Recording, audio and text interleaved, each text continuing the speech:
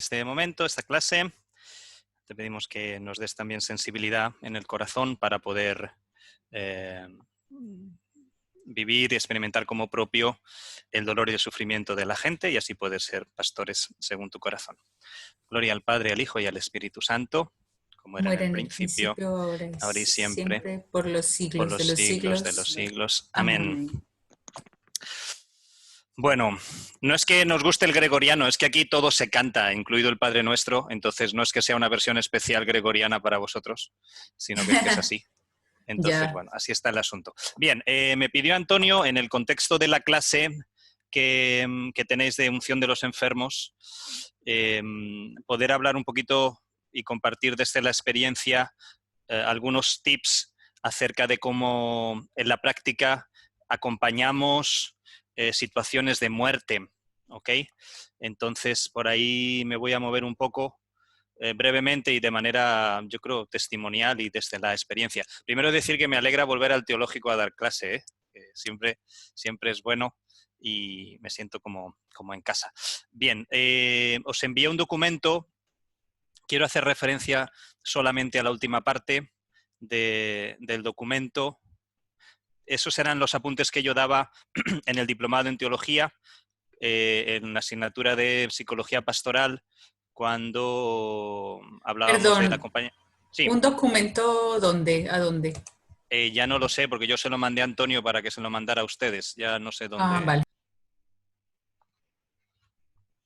Es el que tienen ahora en la pantalla, ¿ok?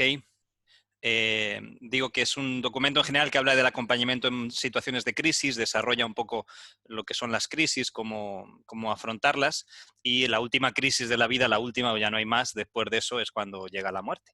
Entonces, simplemente voy a remitir a la última parte de todo, que es la última página que hace referencia a este autor, Pangrazzi, acerca de un decálogo para las personas que se dedican a acompañar a otros que están haciendo el proceso de luto. Simplemente lo leemos, comento algo porque me voy a centrar después en otros aspectos. Lo primero es que se nos pide familiarizarnos con el proceso de la condolencia, el proceso de luto en sí, ¿no? Que ahí lo tenéis en el documento y seguramente pues desde estos otros vídeos que os van a hacer se explique mucho mejor, pues ese proceso de condolencia y de duelo, de luto, que aunque cada persona lo vive de manera peculiar, pero que tiene unos rasgos comunes.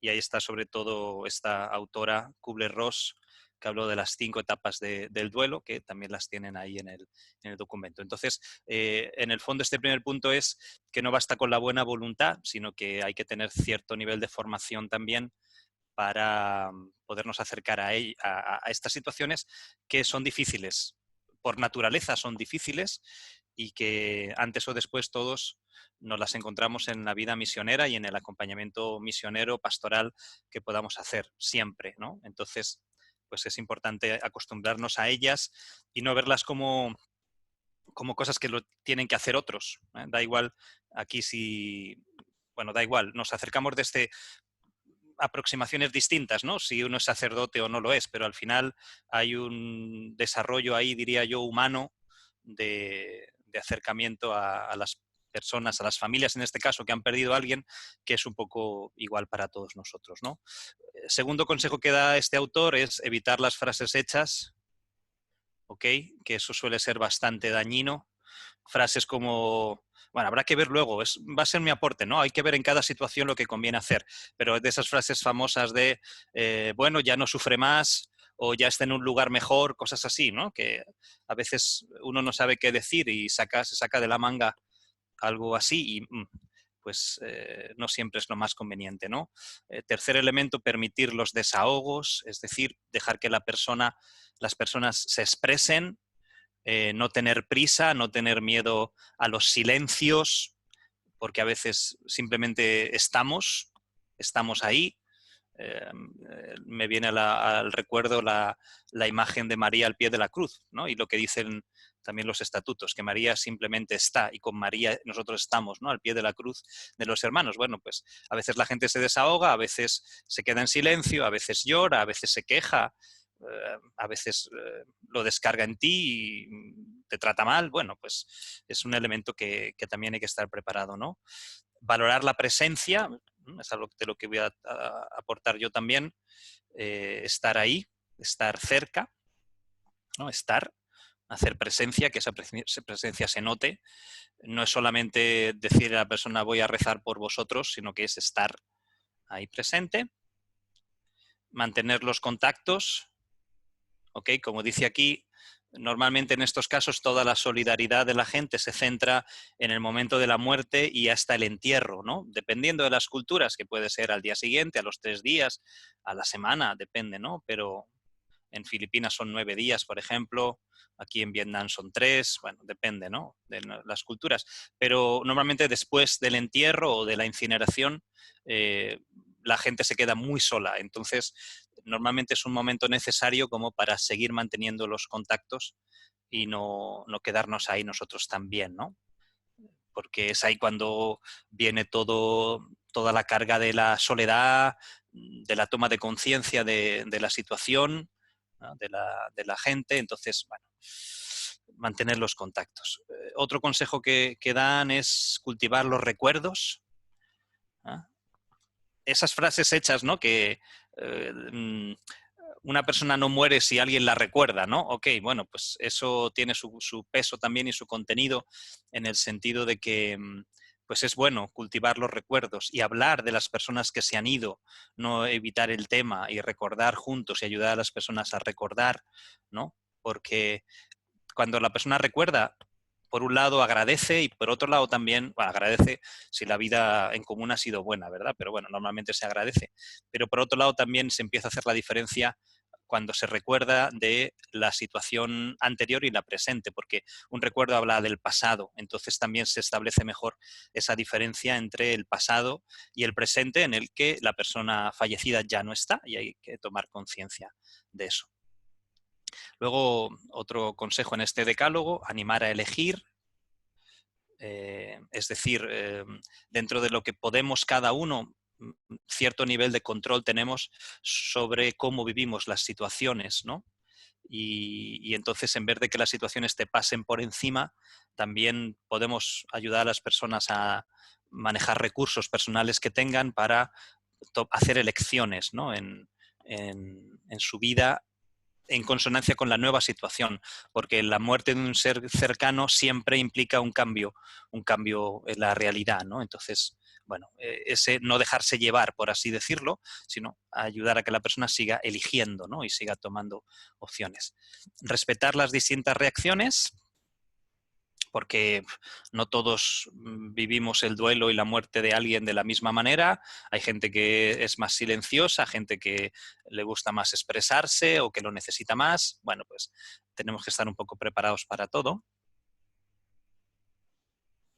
Y luego ser signo de esperanza, porque es verdad que es muy importante estar, pero también es verdad que en nuestro caso estamos siendo presencia de, ¿no? Somos presencia de la Iglesia, somos presencia de la comunidad de fe y por lo tanto, pues la gente normalmente eso lo sabe y se espera también de nosotros ser cierto signo de esperanza, siempre que es lo que voy a comentar con prudencia y con todo, pero evidentemente eso no nos lo podemos quitar de encima, por así decirlo. Y el último punto de este decálogo, movilizar recursos comunitarios. Es decir, si hace falta hacer una red de ayuda de esas personas, ¿no? A veces son cosas tan sencillas como que hay que ayudar a hacer la comida, ¿no? Porque la gente no está teniendo tiempo porque está con todo el tema del funeral, los papeles y todo eso, desde eso tan sencillo a ofrecerse a orar, a hacer la compra si la persona que se ha quedado sola a lo mejor es una persona mayor, cuidar de los niños si es una persona casada con niños pequeños, yo qué sé. Entonces, también ser humildes e inteligentes a la vez y no pretender que todo lo podemos hacer nosotros, sino también pues generar ese ambiente en la comunidad. Bueno, esto no me paro aquí porque lo tenéis ahí escrito. Como decía, me voy a ir a cuestiones más más prácticas. Dejadme que os voy a proyectar simplemente el esquema, ¿vale? De lo que voy a decir y lo voy comentando. A ver, esperadme que no sé si lo tengo abierto. Ok. Entonces, es como una lluvia de ideas que yo he hecho, ¿no? De elementos a tener en cuenta cuando nos enfrentamos a hacernos presentes e intentar colaborar de la mejor manera en un proceso de muerte, y en este caso ya no solo de enfermedad, sino de muerte, ¿no? Entonces, creo que un elemento importante a tener en cuenta es cuál ha sido el proceso de la persona antes de morir, porque nos ubica necesariamente en contextos distintos. Y entonces creo que es un elemento súper importante. Esa famosa frase que la hemos oído muchas veces a Jaime y que las primeras misioneras nos la repiten mucho y que es muy sabia, ¿no? Que es que para enseñar latín a Juan hay que conocer a Juan.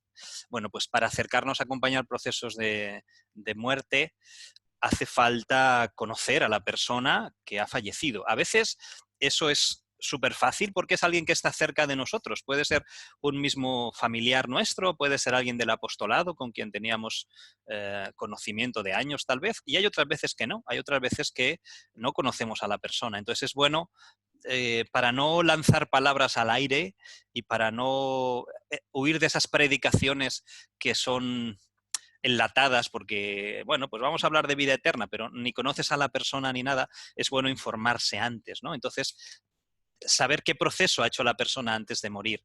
Si la persona ha fallecido por ancianidad, es decir, pues eh, algo que es más esperable, por así decirlo, porque entra dentro de la lógica, ¿no? Que una persona anciana antes o después se va a morir, no somos eternos ninguno.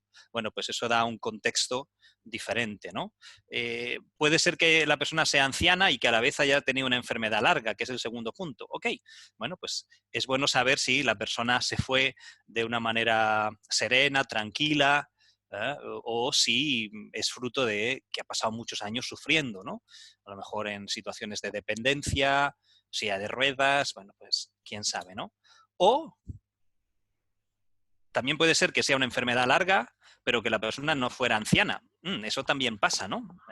Yo, por ejemplo, recuerdo en México, allá en Aparicio, en Puebla, que me tocó mucho a nivel personal, porque hice muy buena amistad con ella, una niña, ¿no? Al llegar a la parroquia, de las primeras cosas que me pidieron fue ir a confesar a una niña.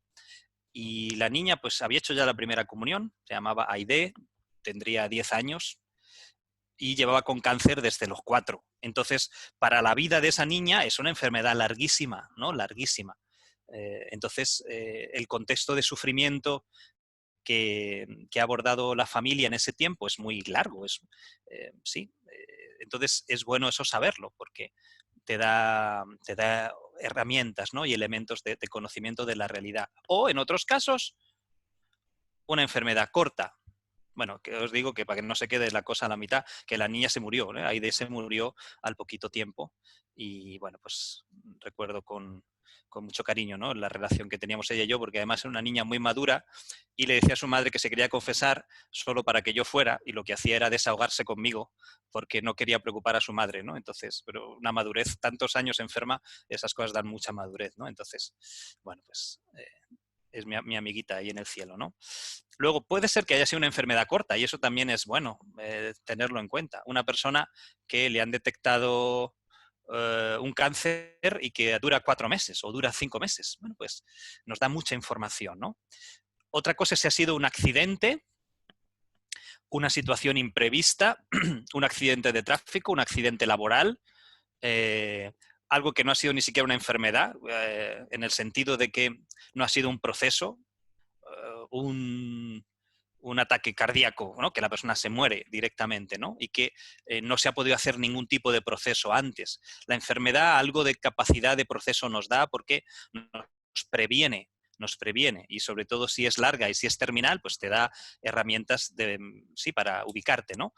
Pero si los accidentes no, entonces eso es muy importante saberlo, porque todo el mundo va a estar mucho más en shock y hay que hacer otro tipo de proceso, ¿no? Y luego ya ni qué decir cuando estamos acompañando familiares de alguien que se ha suicidado. Ahí entramos en otro contexto que además es largo y sería súper complicado ahora acercarnos a él, ¿no? Pero bueno, es otro elemento y es bueno saberlo, es bueno saberlo. Si no lo sabes, puedes meter mucho la pata. En las homilías o en las prédicas que des o en las palabras que compartas con la gente, bueno, puede ser un desastre si la persona se ha suicidado y nadie te lo ha dicho, porque a veces esas cosas no se dicen por respeto y a veces como la gente sigue teniendo en mente eso de que una persona que se suicida se va al infierno directamente y antes no se podía ni celebrar misas ni nada de eso, pues imagínate, no se lo quieren decir al cura, no se lo quieren decir a la misionera y entonces si no lo sabes va a ser muy delicada la situación con la que uno se encuentre diciendo cosas que todo el mundo se va a mirar diciendo ¿y de qué está hablando? Nadie le ha dicho a esta persona lo que ha pasado, ¿no? Bueno, es como complicado. Por otro lado, hay que tener en cuenta cuál es nuestra cercanía con la familia. ¿Eh? Como decía, no es lo mismo una persona conocida, conozco a la persona, a veces conozco a la persona y conozco a la familia.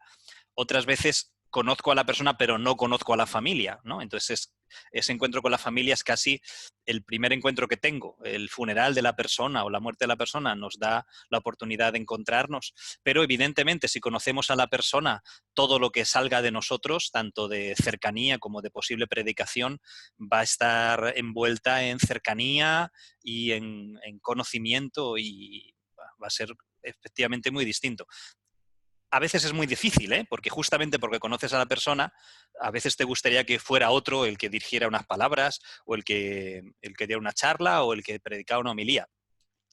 Pero evidentemente nos pone en un contexto diferente, ¿no?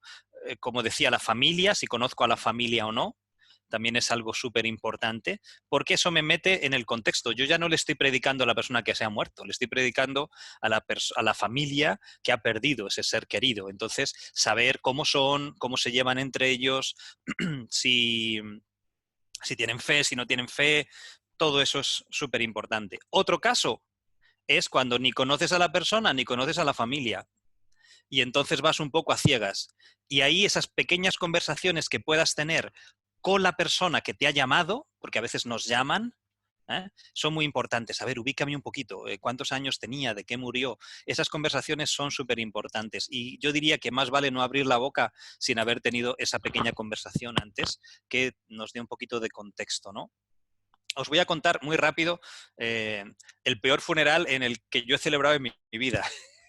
Era un poco, perdonad que me ría, pero voy a dejar de compartir ahora porque eh, fue una cosa. Yo estaba en Puebla y lo típico, ¿no? Que te llaman, oye, te llama alguien que le ha dado tu teléfono un amigo de un amigo, entonces tú no conoces a la persona de nada, ¿no? Mira, es que no encontramos un sacerdote por ningún sitio y es que por favor, ya es el entierro, la persona está ya en el cementerio, entonces por favor, si puedes venir, que soy amigo del amigo, dices, bueno, pues venga, pues tengo un rato esta mañana, pues me acerco, es un acto de amor y de caridad también. Llego allí, no tengo ni idea de nada, pregunto un poquito, alguien me dice dos cositas, un señor con hijos, me presenta a la viuda y a los hijos que están allí en primera fila, entonces empiezo el funeral y cuando empiezo la homilía digo, bueno, pues creo que todos sentimos, sobre todo los que conocíais a esta persona, ¿no? Al señor tal, pues solidaridad con la esposa y con los hijos y miro para la derecha refiriéndome a ellos y de repente a la izquierda se levanta alguien y me dice, oye, disculpe, es que la esposa soy yo. Madre mía, resulta que este señor lleva toda su vida con dos familias, toda su vida. Dios Y mío. entonces había logrado, porque era viajante de estos que venden, vendedores, entonces era lo ideal porque se pasaba 3 días en un sitio, 4 días en otro, y las familias no sabían absolutamente nada la una de la otra. Entonces las dos Ay, Dios familias mío. estaban allí pensando que ellos eran la auténtica familia, ¿no? Ah, Entonces yo Jesús digo, mío. tierra, Virgen Santísima. trágame, a ver cómo Sí. salgo de esta, ¿no? Madre mía, una cosa terrible. Bueno, estas cosas pueden pasar si no conoces a la persona en cuestión. Es lo más extremo que me ha pasado nunca. Ok. Vale. Dentro de ese conocimiento, pues evidentemente es muy importante saber la dimensión espiritual de la persona y de la familia. No es lo mismo acercarnos a alguien que ha vivido un proceso de fe en mayor o menor medida, una familia que está esperando palabras de fe, a una persona aunque en este caso digo, creo que es más importante la familia en sí, ¿no? Una familia que está en contra directamente.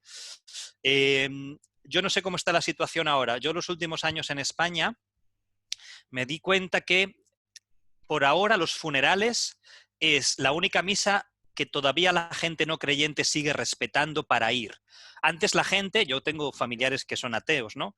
Y todavía iban a las primeras comuniones, o iban a las bodas o a los bautizos. Ahora la gente no va a eso, va directamente ya al banquete. Pero el funeral todavía es un espacio donde la gente sigue yendo.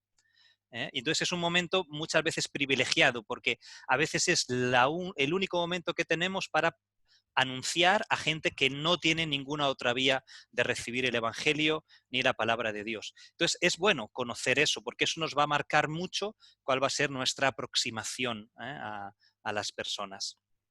Porque si no lo sabemos, podemos ir con el, como decía antes, con el típico discurso hecho, ¿no?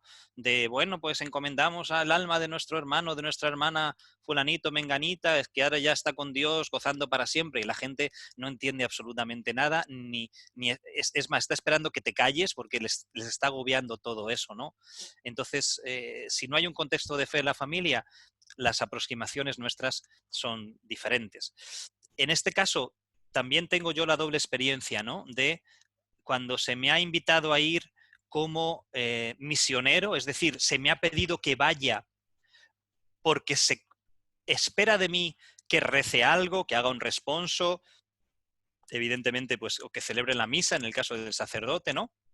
O cuando vas simplemente como conocido de la persona que ha fallecido, de su familia, pero no te han pedido que vayas oficialmente como iglesia, sino que vas a título personal sabiendo que en esa familia no hay fe, por ejemplo, pero yo qué sé, puede ser un amigo, alguien de la infancia, familiares tuyos, que hay partes de tu familia que no tienen fe, y efectivamente te haces presente ahí. Entonces es diferente, evidentemente, porque por un lado está la oficialidad de quien se espera que haga algo establecido, como digo, rezar un rosario, hacer un responso, o quien simplemente está ahí dando otro tipo de apoyo, que también va a ser evangelizador, no lo quito, pero que no va a estar dentro de la oficialidad y por lo tanto nos va a exigir mucho más recursos humanos de entablar conversaciones, de saber qué decir, qué no decir. Bueno, el contexto es diferente, ¿no?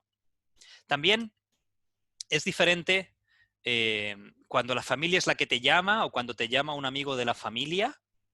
¿eh? Por favor, ¿podrías encontrarnos alguien que viniera a... Es que necesitamos organizar el novenario y no sabemos. Tú no conocías a unos misioneros, no conocías a unas misioneras. Es decir, cuando tú sabes que se te ha invitado y por lo tanto al invitársete oficialmente, por así decirlo, lógicamente tienes que hacer algo, no puedes estar allí solamente como en el punto anterior como un conocido, ¿ok?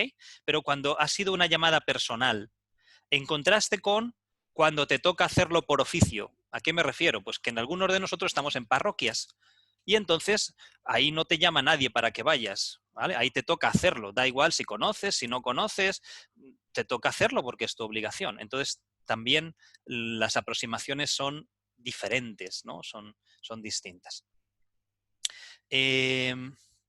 Luego hay un momento previo, antes del funeral, que suele ser rezar algo. Aquí he puesto un responso, una visita al tanatorio o una visita a la casa, depende de las culturas. En España ya todo se hace en los tanatorios, todo.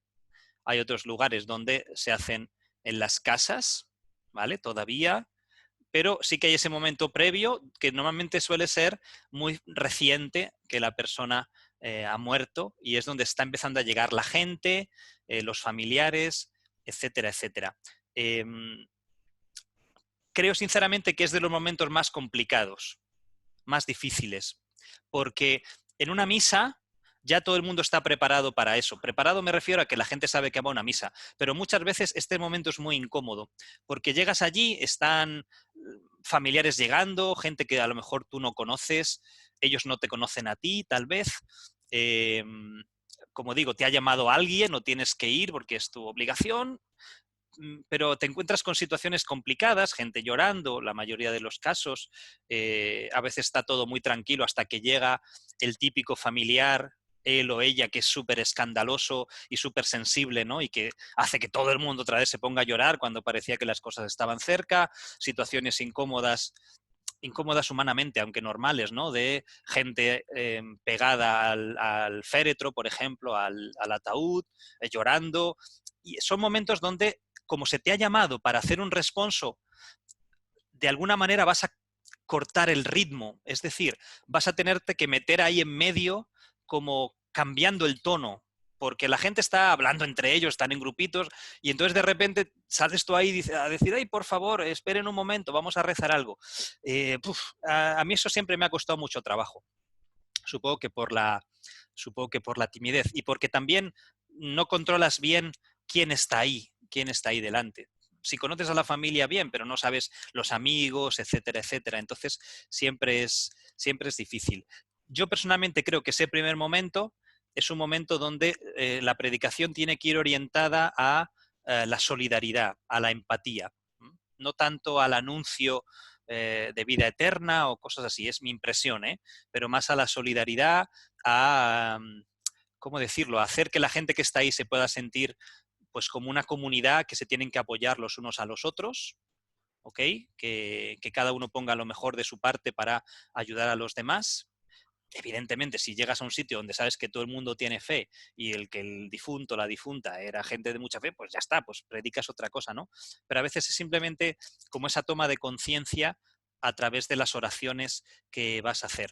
Es bueno, yo creo, aquí siempre llevar cosas escritas que te ayuden a salir del paso, en el sentido de que eh, es verdad que puede ser algo muy frío llevar un librito que empiezas allí, atención todo el mundo, en nombre del Padre, Hijo, Espíritu Santo, y lees cosas, no me refiero a eso, pero sí tener recursos escritos, que pueden ser algún texto, algún salmo, incluso algo que se pueda distribuir para que la gente lo rece contigo, unas peticiones, etcétera, etcétera. Y luego, aparte de eso, pues un momento más espontáneo, espontáneo en el sentido de que no estás leyendo, sino que estás pues ya predicando de una manera un poco más explícita, aunque creo que siempre en estos casos tiene que ser muy breve la cosa y más, como decía, con palabras más de ánimo y de empatía y de solidaridad. Es un poco mi impresión de cuando me ha tocado hacerlo.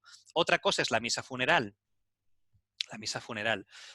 Tengamos en cuenta todo el contexto anterior, ¿eh? Si conoces a la persona, si no lo conoces, la familia, etcétera, etcétera. Pero bueno, la misa funeral ya es un elemento oficial y la gente que va a misa sabe que va a misa, entonces, pues tienes que hacer una misa, no te toca hacer otra cosa.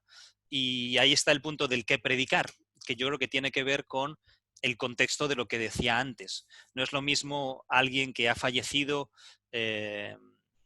en la fe, alguien que no ha fallecido en la fe, no es lo mismo alguien que fallece anciano o alguien que se muere de un día para otro. ¿Eh?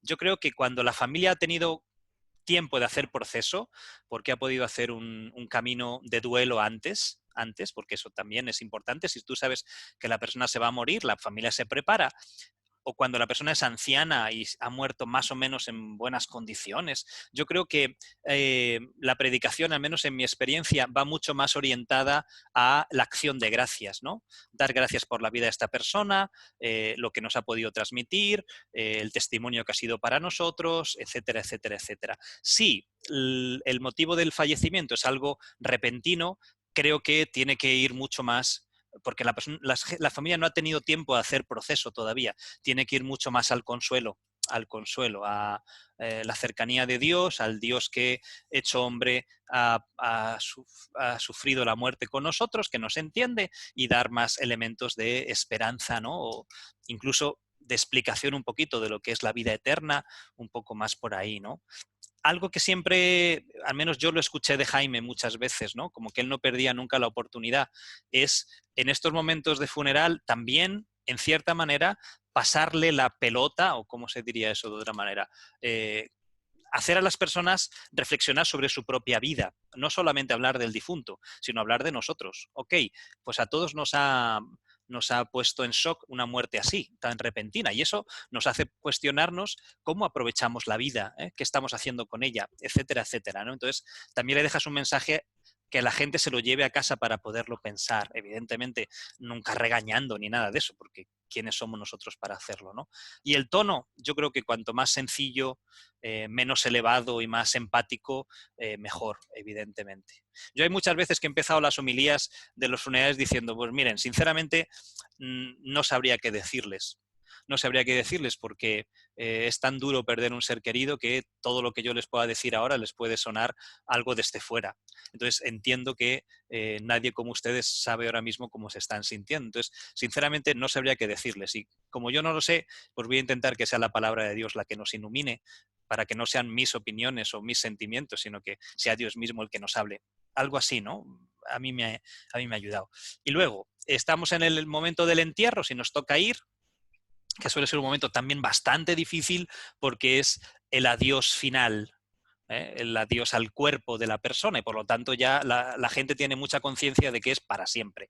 Y entonces suelen ser momentos muy difíciles que mi propia experiencia es que ahí no conviene ya hacer mucho, en el sentido de que la familia está cansada, lleva ya 2, 3, 4, 5 días, si además vienen de un momento de enfermedad, pues llevan mucho tiempo, meses, semanas, y que la gente, de cierta manera, pues ya está muy bajita de energías. Entonces, si encima llegas tú ahí y les das un sermonazo, les das una charla súper larga, la cosa va a ser muy complicada. Entonces, creo que es rezar alguna cosa, decir alguna cosita como muy sencilla, pero más, diría yo, de puntillas, o sea, sin querer molestar y sin querer estorbar, y reservando mucho la intimidad de la gente y respetando que necesitan su espacio para despedirse. Entonces, a mí me ha pasado muchas veces de ir al cementerio, rezar lo que tengo que rezar, decir alguna palabra y luego incluso ponerme en segunda fila, no estar ahí más delante como para no ser centro de atención y dejar que ellos pues se desahoguen, ¿no? Y se despidan como lo vean más conveniente. Y luego lo último que ponía es algo que ya venía en el decálogo, ¿no? En la dimensión pastoral o misionera, estar muy atentos al post, porque es ahí cuando la gente se siente más sola. Ya no hay tanta gente alrededor consolando o molestando, porque a veces se hacen las dos cosas y entonces conviene, yo creo, ahí hacernos presentes, aunque sea con mensajes. Oye, ¿cómo vas? Si necesitas algo, por favor, dime. Si no conoces mucho a la familia, pero ha habido buen feeling y te has quedado con algún teléfono, oye, pues soy, ¿te acuerdas? Soy el misionero que estuvo presente o la misionera que estuvo llevando las oraciones. Si necesitan algo, por favor, díganmelo. Bueno, seguir con ese contacto creo que es importante. Bien, yo me quiero quedar aquí porque son casi ya 40 minutos, tenemos 45 minutos y me gustaría escuchar también si hay algún aporte, alguna pregunta, algún comentario que hacer para no Sí, irnos de tiempo. de cara al tiempo, en realidad tenemos hasta las 10:15 una pausa de 10 minutos y luego hasta las 11:10. Sí, pero yo Entonces, no puedo. vale. Yo, Entonces, como me ¿cuánto dijiste, tiempo tienes? yo tendría 20 minutos, no, 10 minutos. Si queréis posponer la pausita un poquito, aprovechamos estos 10 Sí, minutos sí, y luego la perfecto. tenéis después. Vale, Es que entonces sí. me tengo que ir a dar clase de español, tengo clase. Vale, entonces si alguien tiene alguna pregunta. Sí, yo tengo una pregunta. Dale. En nuestros países, en situaciones de injusticia, por lo menos yo estuve de apostolado 2 años en Venezuela, lo que más hice fue ir a funerales y muchas veces eran de personas que habían sido asesinadas. Entonces son situaciones también muy difíciles a las que uno no sabe cómo acompañar. Entonces, como también en esas situaciones. Sí, sí, mira, yo estuve 4 meses en Venezuela en el año 2015, me parece que fue. Y en 4 meses yo escuché más personas hablándome de desaparecidos y de muertos que en toda mi vida y que en los años en México, que mira que en México estuve 6 y la situación es difícil.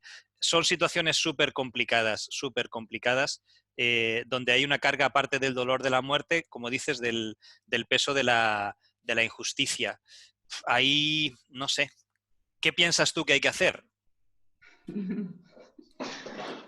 Bueno, ¿Qué hacías tú? ¿Qué hacías tú? Eso es. Ajá. por experiencia propia muchas veces era solo estar, acompañar con la presencia, estar muy de cerca a la familia, durante y después.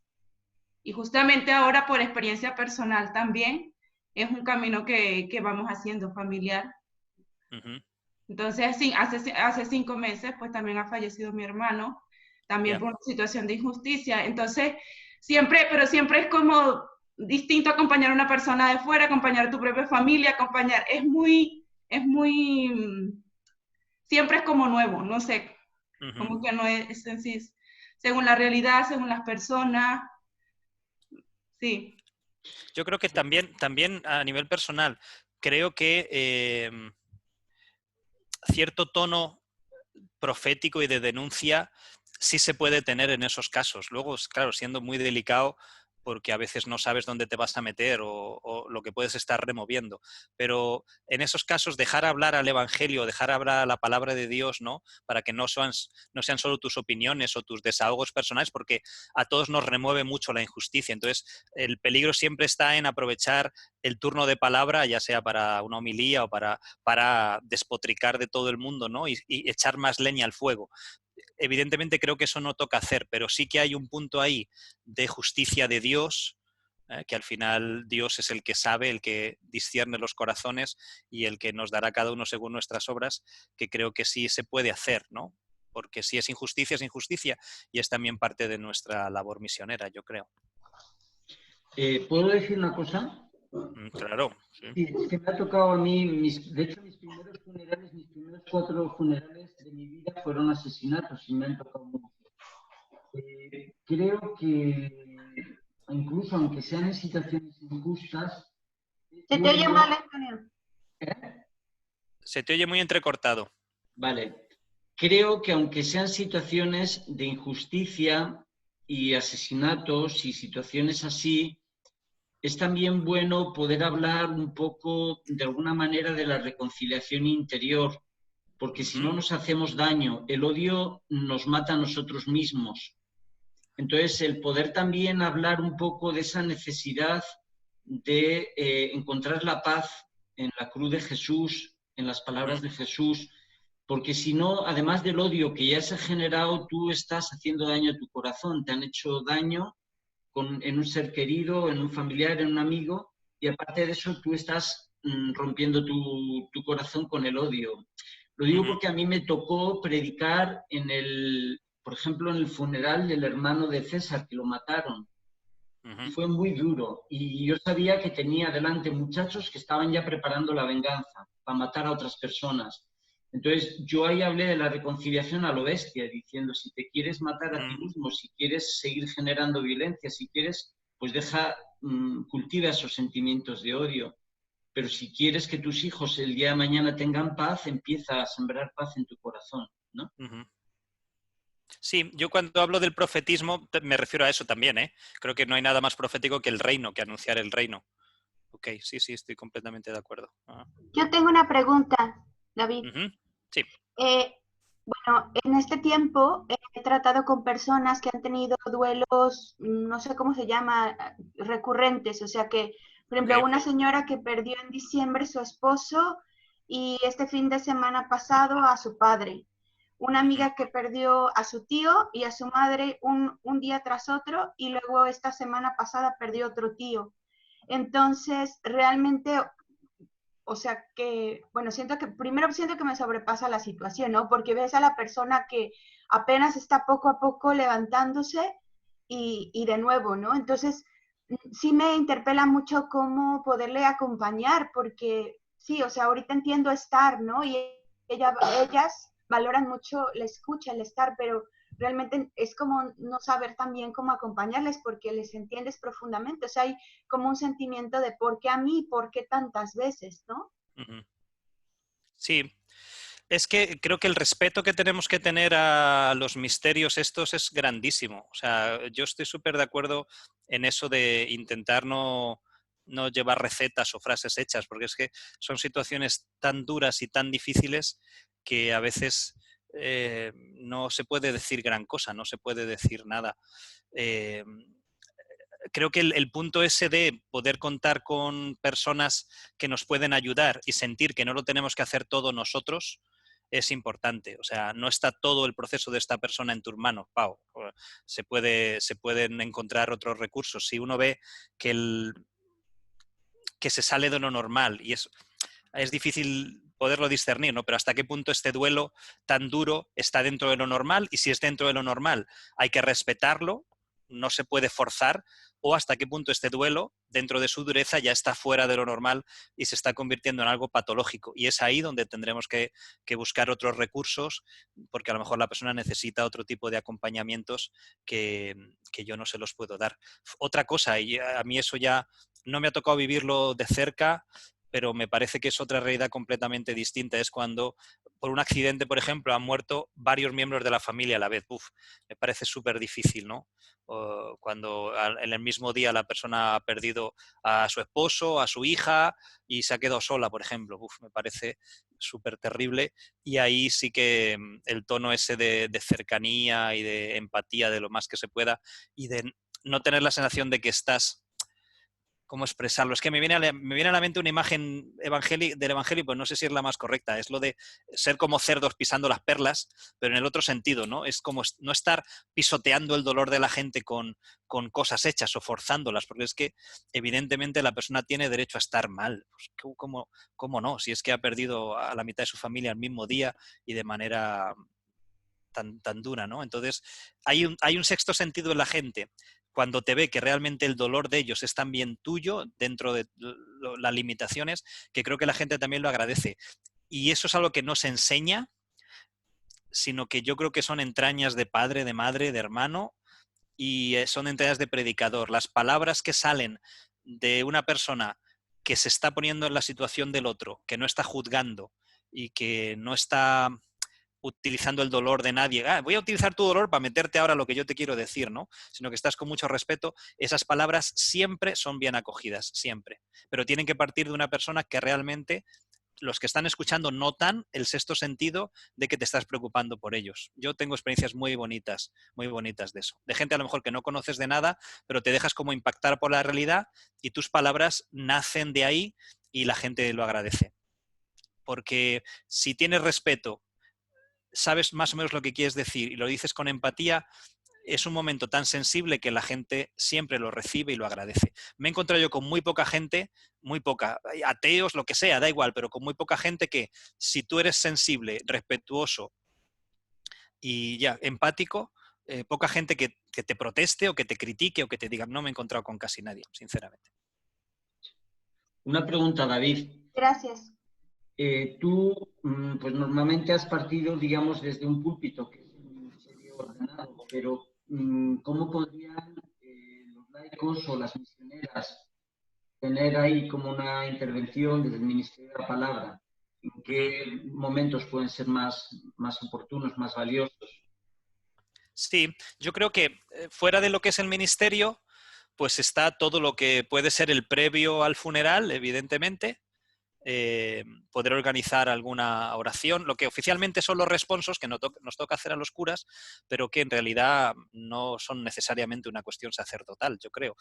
Y entonces ahí esos responsos son importantes. Luego, siempre, si va a haber una misa funeral, siempre yo creo que los laicos comprometidos, las misioneras, los misioneros no ordenados, los matrimonios, pueden tener algo que decir organizando la misa, por ejemplo.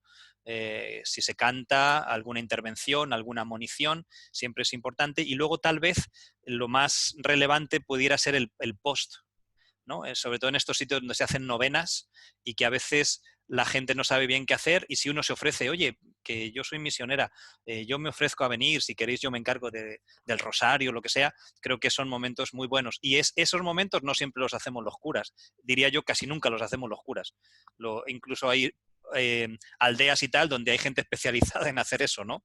En acompañar a las familias después. Bueno, pues eso puede ser un ambiente muy bonito, y siempre ahí hay un espacio de Ministerio de la Palabra. Yo creo que la gente y se puede hacer un proceso. Por ejemplo, sabes que tienes 9 días, pues haces un proceso incluso desde las verdades de fe, lo puedes ir haciendo y es como muy interesante. Yo solo tengo... La última y me voy. Yo tengo como una pregunta o como una observación. A mí me ha pasado que en mi pueblo siempre iba el cura en el momento, hace el responso en el templo, pero al momento del entierro, siempre está ahí, hace una oración y Bueno, ahí hace la parte de asperger el cuerpo con agua y ya, Sí. se mete a la tierra o a la bóveda. Pero me ha pasado que en las ciudades grandes, en ese momento del entierro no está el cura.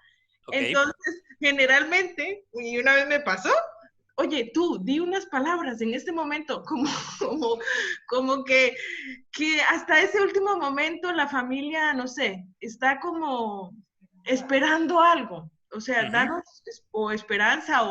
Y un día me pasó que era el papá de una amiga, de una discípula, y éramos amigas. Y pues yo no sabía, fue la primera vez que me pasó, como, ¿qué hago en ese momento? Y entonces hice como una acción de gracias y que le diéramos gracias al Señor. Y se vino una avalancha de acción de gracias por todo lo que el Señor les había dado, que fue un momento súper bonito y consolador para la familia, ¿no? Sí, sin dejar luego de hablar como de vida eterna, pero ese momento es súper importante. Y a veces como que a nivel, es como que lo dejamos en acompañamiento, ¿no? A veces, mi experiencia, por ejemplo, en Loeches mismo es que a veces no puedes. Es decir, te llama el párroco de Loeches y te dice, oye, que es que estoy fuera porque me he ido a Tierra Santa, que eso nos pasaba mucho con el párroco de Loeches, con Nacho. Y entonces, que han llamado que hay un funeral. ¿Puedes ir? Y entonces, si yo solo tengo una hora, yo prefiero, porque es lo único que implica un cura, en el sentido de, ok, yo celebro el funeral, pero luego no puedo ir al entierro, no puedo, solo tengo una hora. No sería lógico que yo dijera, voy al entierro y no celebro la misa, es que no podría ser, ¿no? Entonces, no siempre por cuestiones de tiempo el cura va al entierro. Entonces, como dices, hay que estar preparado y hay que estar listo para esas cosas, sobre todo si saben que eres oficialmente alguien de la iglesia. Hay que tener los recursos preparados. Luego, qué bueno que te salió bien lo de invitar a la gente a hablar. Eso es un recurso interesante pero peligroso, ¿eh? No digo que no lo hagáis, hacedlo, pero es peligroso porque cuando tú abres el micrófono nunca sabes lo que te vas a encontrar. Puede ser que de repente empiece a hablar alguien y se pase media hora hablando y no tengas cómo callarla, o alguien que se queje, ¿sí? Porque una cosa que es también importante es la tendencia que hay a veces a mentir de los difuntos. Chicos, si un difunto, me vais a perdonar la expresión, ha sido un pendejo, no porque se muriera de repente empieza a ser buena persona y hay que hablar bien de él, no. Entonces, a veces es difícil, a veces es complicado cuando abres la palabra porque no sabes la gente que tienes cerca si lo que va a decir es que bendito Dios que te lo llevaste pronto, estábamos harto de él. No lo sabes. Entonces es un recurso siempre peligrosillo. Vale, si queréis conectar la cámara para que hagamos la foto y nos despedimos. ¿Quién hace la foto? ¿Tú, Antonio? Estoy grabando, sí. Se hace la foto automáticamente. Ok. Madre mía.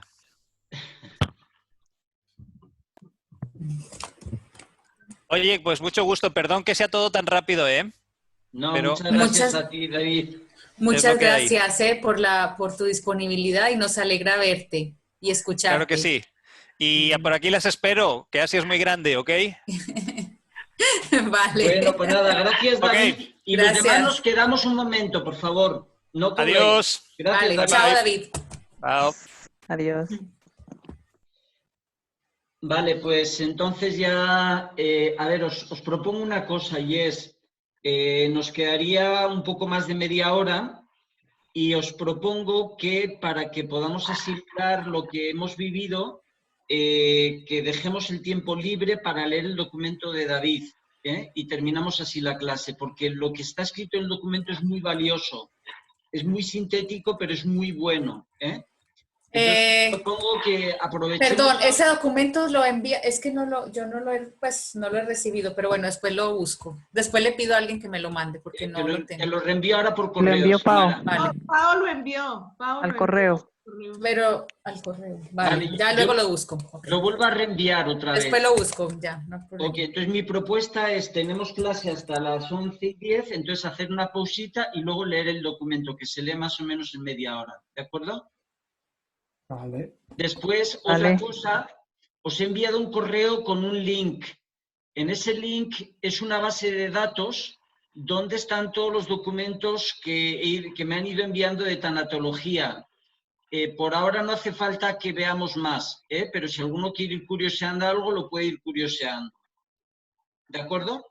Antonio, sí. no sé, ayer habías montado una propuesta No sé si la quieres comentar. Vale, esa es otra cuestión. En realidad, yo le había comentado a Blanca, que es la directora de una escuela de tanatología, que nos diera una clase general sobre tanatología, pero ella no me había respondido la fecha y ayer me respondió a las 8 de la noche como diciendo mañana doy la clase. Ah, Entonces, pues claro, allí son 7 horas de diferencia, hubiera sido entre las 5 y 7 de la tarde, pero ya algunos ya tenéis compromisos. Entonces, hemos quedado que la va a grabar y que luego nos conectaríamos un día, 1 hora o media hora para poder como aclarar dudas y preguntas. Y es muy valioso, ya digo, de que es la directora de una escuela de tanatología. Entonces, la pregunta es, ¿qué día sería mejor para vosotros sacar 1 horita en la tarde? ¿Jueves, viernes? jueves. ¿El jueves de 5 a 6?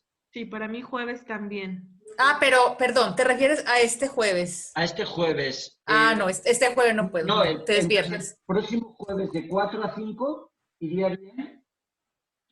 El otro sí. Este no puedo, pero el otro sí. ¿Todos los demás podéis? ¿El jueves de 4 a 5? Sí, Sí. ¿Te refieres a la próxima semana? ¿no? Sí, la próxima próxima semana. semana. Vale. Sí. Vale, entonces quedamos así. Yo os pasaré el vídeo y ya os diré un poquito las instrucciones y tendremos un ratito en la tarde con ella. Tendríamos la mitad de la clase en la mañana y la mitad de la tarde con ella, o ya veríamos cómo. Pero bueno, la voy a decir a ella si puede el jueves próximo a las 4, ¿eh? Vale, gracias. Vale, entonces quedamos así. Una pausa y leéis el documento de David. Gracias. Antonio, Ah, entonces, ya encontré el archivo, gracias. Vale. Antonio, Sí, Antonio, entonces ya no nos conectamos más. Podemos apagarlo, ¿no? sí, ya se puede apagar. Venga, vale, gracias. Gracias, Santos. Hasta luego. Hasta luego. Vale, muchas gracias, Antonio. Sí, Gracias. Lo que Hasta dice luego. con esta persona el jueves solo va a ser como preguntas porque ella no es que vaya a dar clase, la clase. Sí. Ella ya me ha enviado un PowerPoint que está en la base de datos con la que os he enviado el link. Es un PowerPoint y aparte de eso me va a enviar un vídeo. Y eso lo tenemos que ver para luego... Sí, lo veremos juntos seguramente en la próxima clase. Ok. Qué bien. Entonces digamos que hasta el próximo miércoles, ya nos vemos el próximo miércoles normalmente a las 9:30. Vale. Muchas Vale, pues, gracias. hasta luego. Hasta luego. Hasta luego. Gracias, muy bien.